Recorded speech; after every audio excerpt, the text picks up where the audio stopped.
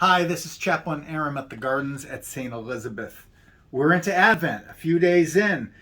And this year for me, it came upon me really fast. And I came across a reflection written by a friend of mine. Her name is Carol Davenport. She's a fellow chaplain, and I could really resonate with it, and I want to read it to you. Some years I am intentional about some kind of spiritual practice during the season of Advent.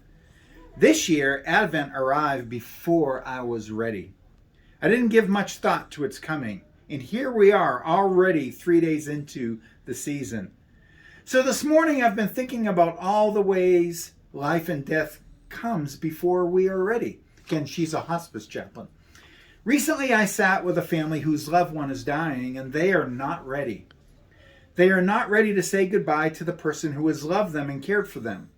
During all these days of caregiving, which can be exhausting, they have not given much thought to death, and they aren't ready.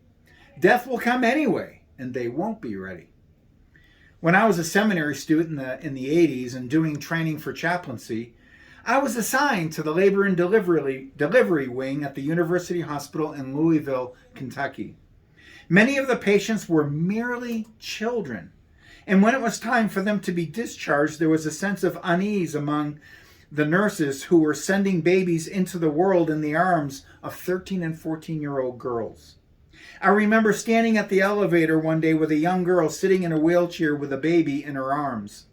With a panicked look on her face, she looked up at the nurse and said, "I don't know anything about taking care of a baby." The weary nurse who had witnessed this same scene too many times simply said, "Do the best you can." Do the best you can. That is all we ever do. And perhaps this year, during the season of Advent, as the days grow shorter and darker, the best I can do is to stay awake to it and try to welcome whatever comes. Some days I won't manage to do it very well, but that's okay. I'll do the best I can.